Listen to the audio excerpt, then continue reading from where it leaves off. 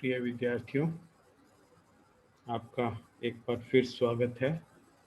इस वीडियो में हम बात करेंगे मोड के कुछ दूसरी विधियों द्वारा किस प्रकार से हम मोड को ज्ञात कर सकते हैं या बहुलक को ज्ञात कर सकते हैं। जैसे पिछली बार हमने वीडियो में जो ग्रुपिंग मेथड के द्वारा किस प्रकार से मोड को ज्ञात करते हैं, तो इसके अंदर जो है जब कई बार हमें डाटा इस प्रकार से दिया होता है, ये जो मेथड है जिसके द्वारा हम अब मोड ज्ञात करेंगे, ये डेंसिटी टेस्ट या जिसे हम घनत्व परीक्षण कहते हैं, ये वो मेथड है। तो घनत्व परीक्षण या डेंसिटी टेस्ट द्वारा हम किस प्रकार से मोड को ज्ञात कर सकते हैं। तो इसके लिए जैसे इस उदाहरण से हम इसको समझने की कोशिश करते हैं। जैसे ये जो आपको उदाहरण एक दिया हुआ है, 1 2 3 4 5 6 7 8 9 10, ये जो साइज़ हैं और ये फ्रीक्वेंसी है 3 5 8 10 12 16 11 8 16 2 और 2। तो यदि हम इस टेबल को थोड़ा ध्यानपूर्वक देखें तो यहाँ पे हमें जो 16 है वो 2 बार दिखाई दे रहा है। तो फिर हमारे लिए कन्फ्यूज़न वाली बात है कि यहाँ 16 9 की भी आवृत्ति 16 है और जो 6 साइज़ है उसकी आवृत्ति भी 16 है। तो इस कंडीशन में कौन सी वैल्यू जो है उसको हम बहुलक मानेंगे। तो एक घनत्व परीक्षण जो है डेंसिटी मेथड, उसके द्वारा हम क्या करते हैं कि ये जो आवृत्ति है जो हमें बहुलक प्रतीत होती है, जैसे यहाँ 6 और 9 है, उसको हम F1 मान लेते हैं और उससे जो पहले वाली जो आवृत्ति है उसको हम F0 मान लेते हैं। तो 16 से पहले की फ्रीक्वेंसी 12, तो 12 F0 हो गई, 16 हमने F1 मान ली और इसके जो नेक्स्ट, तो जो इसकी सक्सीडिंग आवृत्ति है वो 11 मान ली हमने। तो 16 की प्रीसीडिंग आवृत्ति 11 F0 यानी F0 12, इसकी सक्सीडिंग आवृत्ति 11 यानी F2 11। तो इस जो 6 वैल्यू है, 6 जो साइज़ है उसके लिए F1 16 हुआ, F0 12 हुआ और F2 11 हुआ। इसी प्रकार से 9 साइज़ के लिए जो F1 आवृत्ति है वो 16 हुई, F0 8 हुई और F2 जो है वो 2 हुई। तो अब हम इन तीनों का योग कर लेंगे। तो इसमें हम इस प्रकार से सारणी बना लेते हैं कि यहाँ पे 2 संभावित जो हैं बहुलक थे, 6 और 9, क्योंकि 6 की आवृत्ति भी 16 थी और 9 की आवृत्ति भी 16 थी। तो 16 से पहले वाली आवृत्ति 12 थी और 16 के बाद वाली आवृत्ति 11 थी। इसी प्रकार से जो 9 साइज़ है उसकी F1 16 थी, F0 8 थी और F2 जो है वो 2 थी।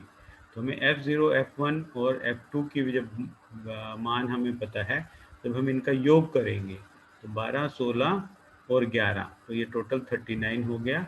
इसी तरह से 8 16 और 2 26। तो अब इसमें किसकी वैल्यू अधिक है? 39 की। तो इन दोनों जब आवृत्ति सेम होने के बाद जब हम F1 F0 और F2 को योग कर लेंगे, उनको हम जोड़ लेंगे, तो जो आवृत्ति ज़्यादा आएगी, जैसे यहाँ 39 ज़्यादा है तो यहाँ पे जो बहुलक है वो बहुलक हुआ आपके 6। तो इस विधि के द्वारा जो है हम आपके बहुलक जो है वो ज्ञात कर सकते हैं। इसी प्रकार से एक कुछ डिस्प्लेस्ड मोड होते हैं, जैसे बहुलक श्रेणी के मध्य में पाया जाता है। ठीक है, क्योंकि जो श्रेणी की बनावट है वो नियमित होती है।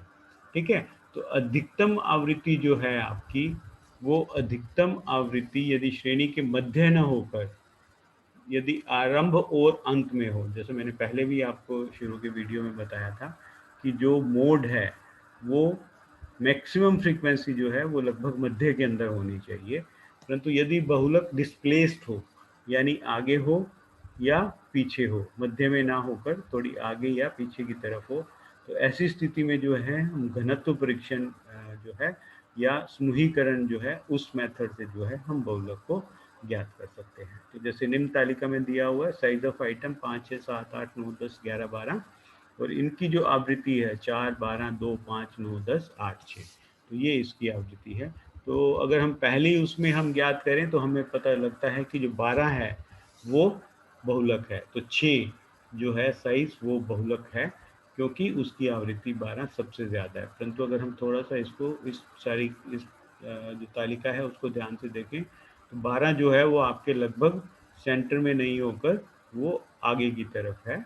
इसी प्रकार से 10 भी लगभग सेंटर में नहीं है। तो ऐसी स्थिति में जब हम जो है घनत्व विधि द्वारा जब ज्ञात करेंगे तो इसके अंदर एक प्रोबेबिलिटी 10 भी हो सकता है, 9 भी हो सकता है, 12 भी हो सकता है। ठीक है, तो तीनों प्रोबेबिलिटी हम लेकर जब हम F0, F1, F2 ज्ञात करेंगे तो हमें इस प्रकार से मिलेगा। तो 6 जो साइज है उसके लिए F1 12 है, F0 4 है और F2 जो है 2 है। टोटल योग जो हुआ 18 हुआ। 10 जो साइज है उसके लिए F1 10 है, F0 9 है, F2 8 है। टोटल योग 27 हुआ। इसी तरह से 9 जो आवृत्ति है उसकी F1 9 है, F0 5 है और F2 10 है। तो टोटल योग जो है 24 हुआ। तो जब फिर हम इनका सबका योग करेंगे तो 24, 27, 18। तो इसमें सर्वाधिक वैल्यू 27 यानी 10। तो ग्रुप साइज 10 जो है आपके वो इस स्थिति में आपके बहुलक हुआ। तो इस विधि के द्वारा जो है हम बहुलक ज्ञात करते हैं जब आपके बहुलक डिस्प्लेस्ड लगे, हमें ऐसा लगे कि या तो बहुलक एक से ज़्यादा बार उसमें है, आवृत्ति सेम है, जैसे 16-16 2 बार आई पहले जो हमने उदाहरण हल किया, तो उस कंडीशन में हम जो है घनत्व विधि या डेंसिटी मेथड लगाकर बहुलक जो है उसको ज्ञात करते हैं। अब एक और जो आपके इसके नेक्स्ट जो एक श्रेणी होती है जो आपकी कॉन्टिन्यूस सीरीज है, अगर उसमें आपको डाटा दिया हो तो उसके अंदर किस प्रकार से हम जो है बहुलक ज्ञात करेंगे उसके बारे में हम चर्चा जो है आपके नेक्स्ट वीडियो में करेंगे। तब तक के लिए आप सबका धन्यवाद।